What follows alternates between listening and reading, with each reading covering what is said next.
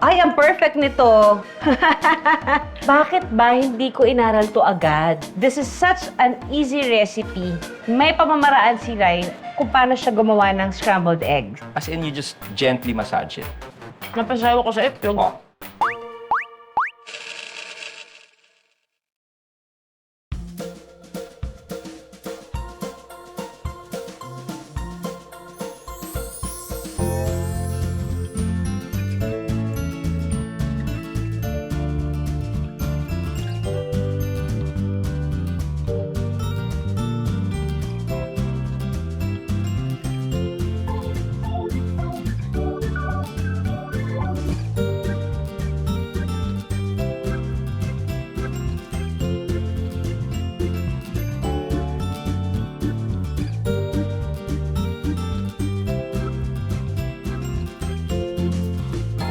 Good morning, everyone, and welcome to another episode of Julian's Kitchen. Today, we will be making simple dish lang. Actually, dishes, because multiple siya, but we will be using one basic essential ingredient, which is egg. Kasi ang itlog ay essential. So, bakit ako gagawa ng simpleng episode lang? Ang dami nang nangyari, di ba? Nagpasko na, nagbagong taon na. Ngayon, medyo kakalmahan lang natin because egg is staple sa ating mga bahay. At para lang maituro ko sa inyo, paano ba yung pagluluto ng side up na crispy yung edges. So, maraming pwedeng paggamitan ng itlog, maliban sa pag maging ulam siya, ginagamit yan for thickening sauces, binding agents. Chef, yung mga duck eggs, pwede rin ba yun mga scramble, tsaka like sunny side up? I would think pwede naman, pero may ibang lansa lang din talaga si duck egg.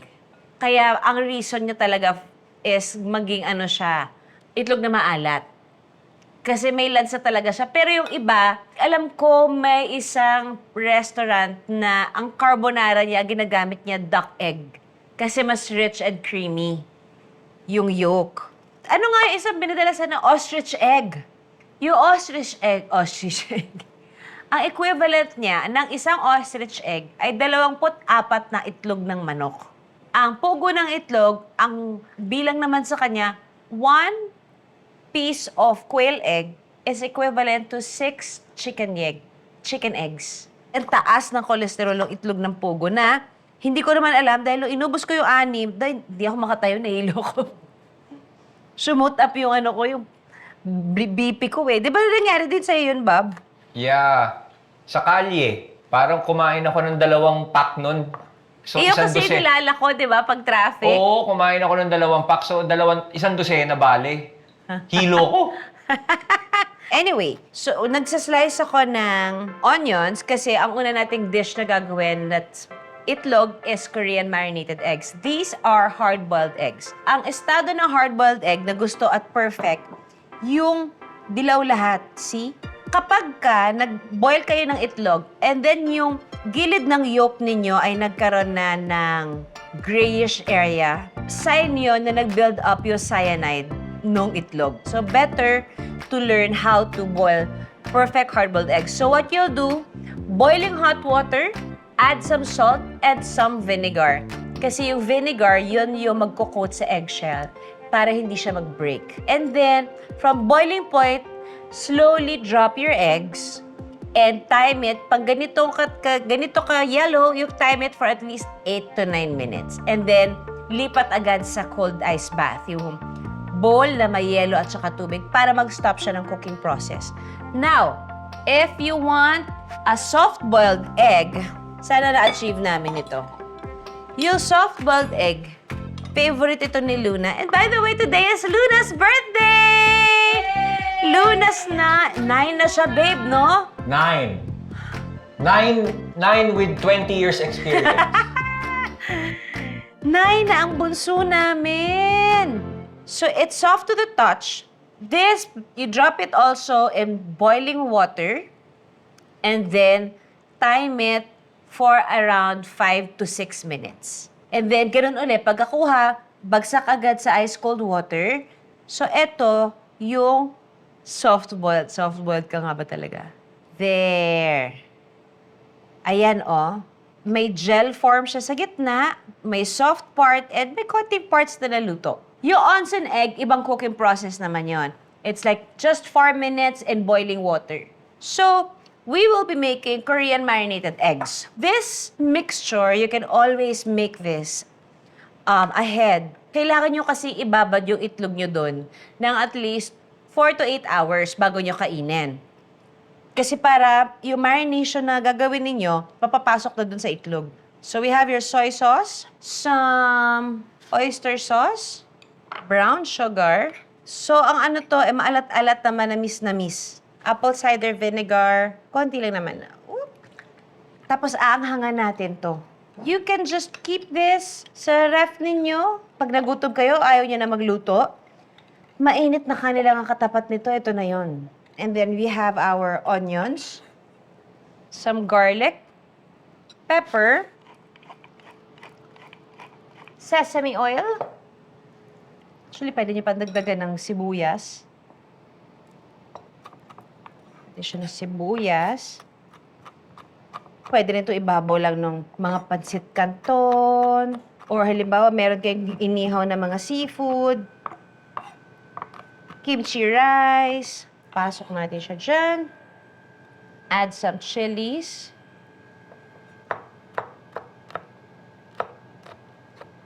Ay, ano kaya ito kaanghang? Of course, maglalagay din tayo ng siling haba ng mga 2. Wow. And then, maglalagay tayo ng konting bell pepper. Kasi may ibang crunch na binibigay ang bell pepper. And then, siguro pwede natin itong dagdagan ng konting tubig para hindi lang masyado matapang yung soy sauce. Pwede ka na ba? Uy, maanghang na siya. Dagdagan natin konting sugar. Konti pang vinegar. And then that's it. Gusto ko lagyan ng spring onions. Yes, lagyan natin ng spring onions. Hindi ka pa nakatikim ng ganito, Bob, no? No. Akala ko nga ang gagawin mo yung fluffy eggs eh. Nagawa ko na yung fluffy eggs, Bob, sa ano eh. Noong araw. Noong mga first seasons ng Jack. So you want to get both the white and the green parts.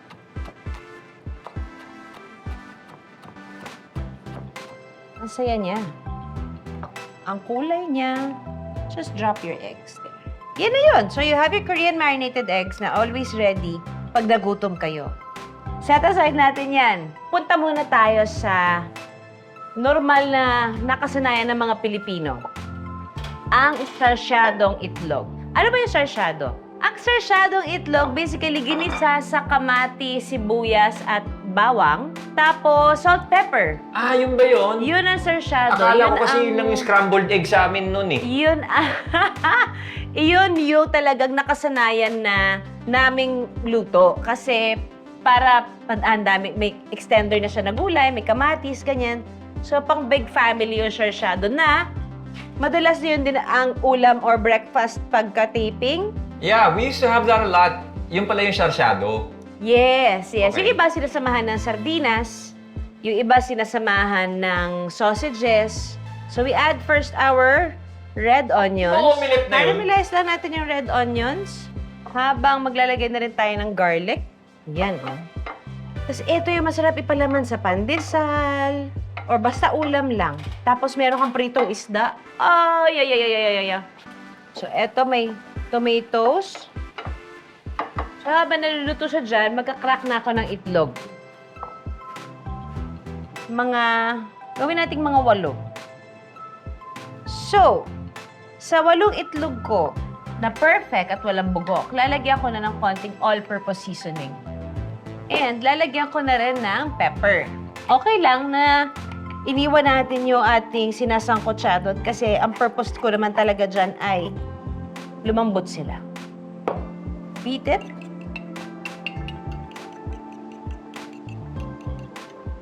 Okay. Kuha tayo ng salt. Yung iba nilalagyan pa to ng ketchup eh. So, ayan na. Yung iba kasi ang gusto nila lamog na lamog yung kamatis. Ako, hindi ko masyadong type na lamog yung kamatis kasi gusto ko nakakagat ko pa yung freshness ng juice ng kamatis. Then, pour in your egg. So, ito na to. Ito na yung sarsyado ko. Ganito ako mag-sarsyado. Itlog at talaga ang hindi dapat nawawala sa mga bahay natin. Kasi yan talaga yung instant pick-me-up. Pag nagutom ang mga anak, hindi ba okay na sa kanila ang kanin at itlog? Yan. Yung iba, gusto pang tostahin, pero ako kasi gusto ko yung medyo runny pa siya. Ililipat na natin ang ating unang dish, which is the sarsyadong itlog. Okay. Yan ang ating sarsyadong itlog. Let's move forward to baking sunny side up eggs. Ang sunny side up eggs, dalawa lang yan. Isang perfect, meaning maayos yung gilid niya, perfect siya, at saka yung crispy. Pero ngayon, ang gagawin muna natin is the runny eggs. Hindi naman kailangan masyado mainit yung mantika. There. Ayan na siya, oh. Hindi natin siya lilikutin. Bisikan na natin ng konting-konti. Okay. So, this is the runny eggs. Yeah. Now, ito Basically, yung just a sunny side up with the runny yolk. So, ito yung may crispy yung edges. Hinayaan ko lang maluto yung, uminit pa yung mantika. Actually, masarap ang itlog na may crisp on the edges kapag steak rice. Di ba, Bob? Actually, steak rice, longganisa rice. Yan, oh. So, nakita niyo, nagkikrisp na siya. Pero, yung yolk niya, hindi pa rin fully naluluto. Kumbaga, ilalim niya lang yan. So, turn off the heat. Hindi nyo rin lilikutin. Hahayaan nyo lang talaga siyang gawin niya yung sarili niyang kakayahan. Ay, ang perfect nito. Ang ganda nito. This is the fried sunny side up. A crisp on the edges. Gawa muna tayo ng egg drop soup. This is such an easy recipe. So, magkakrak na tayo ng itlog na mga at least 5. 1, 2, 3. Ang egg, ang pinaka-giving na ingredient. Why? Because, okay, kung halimbawa, yellow lang ang ginamit ninyo para sa leche flan, yung puti, pwede nyo gamitin for souffle or omelette na medyo low in calories. And then, ang alam nyo ba, ang eggshells, pagka hinugasan nyo to at grind nyo, actually, ito ay plant food. Pwede siyang fertilizer ng mga halaman. So, I have your simmering water. We have chicken powder, mga 3 tablespoons. So, i-dissolve nyo lang yan. Apakadali talaga nito. Ito yung recipe na dapat alam nyo because otherwise, feeling nyo, bakit ba hindi ko inaral to agad? So, just add some pepper. Tapos ito, pwede nyo pandagdagan ng quail eggs kung gusto nyo. Teka muna, tikman ko muna. Slurry. This is cornstarch and water para siya ay lumapot. So, dito pwede kayo magdagdag ng bean curds if you want to add carrots. Konti lang kasi kailangan lang naman natin siyang lumapot. And then, you just want to drop your eggs while whisking. Ayan na yung egg drop soup. You have to keep on mixing it hanggang mag-thicken yung mixture natin. Okay, so we're done with our egg drop soup. Now, on to the exciting part. Since it's your Luna's birthday today, gagawin ko yung kanyang truffle eggs. Pero, alam nyo ba, may pamamaraan si Rai kung paano siya gumawa ng scrambled eggs. Nung nag-Mother's Day, nung pandemic, siya yung gumawa ng itlog ko. Actually, sila ng mga bata yung nag-prepare ng breakfast ko. Tinanong niya ako, what do you want for breakfast? Magagawa kami ng breakfast mo tomorrow. Sabi ko, gusto ko yung runny eggs na ginagawa mo. Kasi kahit anong gawin ko, dahil nga wala akong patience sa kusina, kagaya ng patience ni Rai sa itlog na ginagawa, hindi ko siya ma-achieve. So, i-share ni Rai ang kanyang way sa pagluto ng scrambled eggs. And then I will also share my recipe sa favorite ni Luna, truffle scrambled eggs. Kaya, Daddy! Yeah. How many eggs you want? 4? Sure. Okay. Okay. Actually, this recipe, now I'm thinking about it, I've known about this process 25 years ago. 25 years ago? I would think. I During Kiss the Cook? No. Even before that. It was in a men's magazine that I read this process. I grew up na ang scrambled eggs, binating itlog. That's what made the hotel egg breakfast so special. Kasi Sa hotel lang ako nakakatikim ng runny eggs. And then I came across this sa men's magazine. Ang billing nila nun, parang man eggs, you know. Man eggs. Parang if you're a bachelor living on your own, yeah, and you just want eggs and coffee in the morning. At least you know how to make your eggs dapat. Yeah, eggs and toast. So, kaya ako natutunan. Ayan So, tapos kayo, feeling ko, tinatamad lang kayo magluto, kaya nire-request nyo to, kaya inuutusan nyo ako. may mantika pa dito, babe. Okay na yan sa'yo? You can add a little more. Okay, so first thing you do Yeah. is make sure lang the pan is well oiled lang. Ang ayoko lang sa itlog ko sa umaga yung nililikot. Pero gusto ko yung medyo mamasa-masa. Okay. Okay, so it's not easy to achieve the goal of the white should be white and the yellow should still be yellow. That's what Okay. we're trying to achieve. And then, yung pinakamahina na setting. Pinaka-lowest Yung setting halos na- mamamatay-matay na siya. It has to be the lowest setting. Okay, so yan. It's fairly hot na. It has to be fairly hot. Basta wag lang kumukulo. Okay. And then, just drop it all in. The term used is to massage the eggs. Massage the yolks. So when you see it na, di ba? Yan, nagwo-white na siya, di ba? The yellow's still yellow, right? So when you have a little of the white already forming, then you can massage na. Para siya hindi siya magsama. mag-combo. Oo. Para hindi siya maging isang yellow lang. Yeah. So, as in you just gently massage it. So the whites are still white, the yellows are still yellow. This basically will have you have runny eggs without having to use the butter Butter. and milk. Yan, no? So, hindi ko masyadong nililikot para yan, no, naninigas na yung puti. Oo. Yan. Kailan mo siya aasinan? After na. After na. After na. Season after na. Ayan, no? See? So the whites are whites and the nga. yellows are yellows. And then, at some point, hahanguin mo siya. You just have to be confident at that point na it will cook on its own. Okay. Nang walang Off-fire na siya. Yeah, off-fire na siya. So, yan lang. Oh. Kapag nilikot mo siya masyado, the tendency is, yung yield niya, magmumukhang konti. Right. Oo nga, no? Kasi mag-harden up na siya. Just let it be. Yan, no? Meron na siyang laban. Oo. So, Okay. turn it off. Yun na. Turn it off. Let's season it na. You don't even have to go all Salt Bay on it. Yan, no? See? Because the bottom naman is buo na. This is where the fear comes in. You think it's oily Oo. and runny.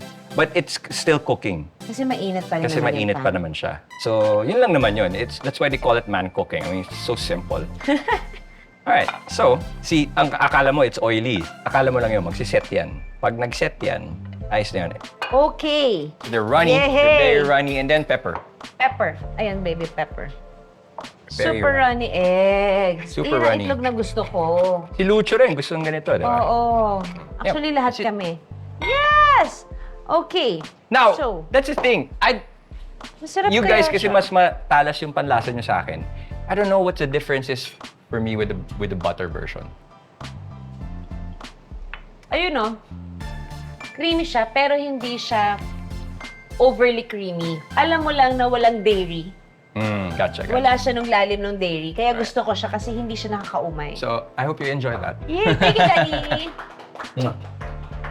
Now, pumunta tayo sa ating last recipe, which is Luna's favorite truffle scrambled eggs. So, of course, you will need a very good truffle oil. Konti lang naman ang kailangan nyo. So, I get mine at Santis kasi yun talaga yung, ito, which is this brand, napaka-pungent nito and it's white truffle oil. Siguro sa ibang mga delis pwede din. Ako naman, ang ano ko dito is butter. I-melt lang natin yan over low heat pa din. Kasi para hindi mabigla ang itlog natin pagka ibinagsak natin dyan. I'll probably add 2 more eggs. Kasi naparami yung butter ko. Meron akong maaabang na chilled butter dito kasi kailangan chilled yung butter na idadagdag ninyo to stop the cooking process or to slow down the cooking process of the scrambled eggs. Konti lang naman. So, nag-melt na yung butter. We'll add in our eggs. So, this is 6 eggs. So, eto, low and slow din siya. Pero, kailangan nyo siyang tanggalin sa heat every now and then. Hindi muna tayo maglalagay ng salt sa simula dahil it will dehydrate the egg. Titigas na agad siya. So, actually, halo lang talaga kayo ng halo hanggang maging fluffy siya or maging creamy siya. Just have to make sure na palagi nyo nakukuha yung mga dumidikit sa ilalim. Take it off the heat. Balik lang uli. Ayan na siya. So, hihintayin nyo lang naman talaga siyang bumuo. Pero, eto yung binubulabog na itlog, yung kira yung minasahing itlog. So, ayan. Pagka meron na siyang pagbuo-buong ganyan, you take it off the heat and beat it. As in, really beat it. And then, habang naka-off heat siya, dagdag tayo ng a couple of cubes of cold butter para mag-slow down, mag-lower down yung temperature ng pan. Ayan, nabubuo na siya. So, nagiging fluffy siya because dun sa butter at saka dahil hinahalo natin siya, nag-e-aerate tayo ng hangin sa kanya. And then, yung final touch ng cold butter natin. Kasi malapit na to. Turn off the heat. And now, hahayaan na lang natin yung residual heat ang magluto dun sa, o ang magtunaw dun sa egg. Kasi ito yung runny consistency na gustong-gusto ni Luna. And then, yung truffle oil, you'll only add it when nakapatay na yung apoy. Kasi kapag in-add nyo yung truffle oil na may apoy pa, naluto yung truffle, mawawala yung essence niya. So, wag na wag. Kasi ang mahal ng truffle oil, and you really want that potent flavor of truffle, kailangan wala na siya masyadong heat. Ang bango.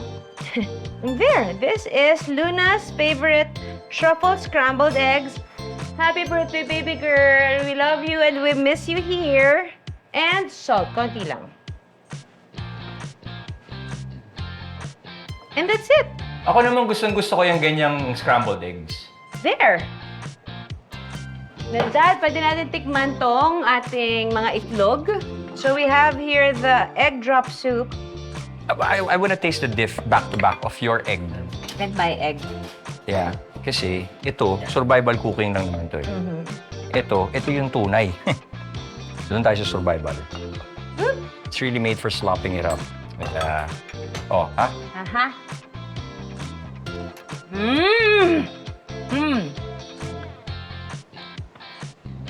Actually, Ethel, that's a misconception. It looks like it's raw, right? But it's about as runny as that. That's even more raw. Yeah.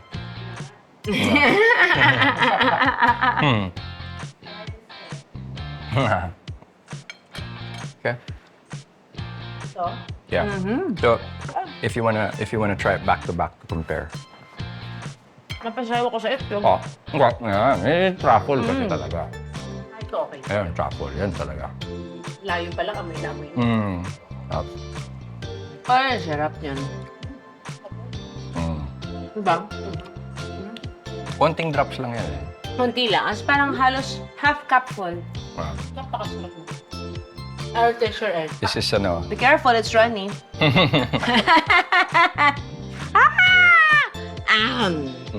Ito binate, ito minasahe. Ito binugbog. Thanks, Chef. Thanks, Daddy. Ito yung ating egg drop soup. You want to taste the egg drop soup, Dad? Ay, alam mo, hindi ko pa natikman dyan. Yung Korean egg. Ito. Does that taste like? What is it? What is Korean egg? Ano yan eh? Para siyang ulam na yan eh. Tinatop lang nila yan sa kanin. Gusto mo ng kanin puti? Mainit ah. How did you get that stringy consistency? Wines ko siya ng wines habang pinupor ko yung itlog ko. Okay. And then the Korean egg. So siya ganyan. There. And then you add sauce. Oo. The yolk. In fairness, wala pa mga isang oras na babad yan, pero mukhang nababad na matagal. Diba? Oh. Okay. So, Yeah. ayan na. Crispy on the sides, and the other one is just the runny eggs. We have the sarchado, Korean eggs, and egg drop soup, and Luna's favorite na truffle scrambled eggs. So I hope, kahit na napaka-basic lang na episode natin ngayon, marami pa rin kayo natutunan. Dahil ang itlog ay hindi lang siya basta itlog. Marami siyang pwedeng gawin, marami siyang pwedeng gamit, at masustansya siya. It's good for our bodies. Thank you so much for watching today's episode of Julia's Kitchen. Thank you for spending your time with me. And again, Happy New Year, wishing each and every one of you a very good 2025. So pay it forward, be grateful, and always, always be kind. Bye! Yay! Egg na! Itloga na! Ay, Mali ako ng ipagtatakip eh. Amen? Okay.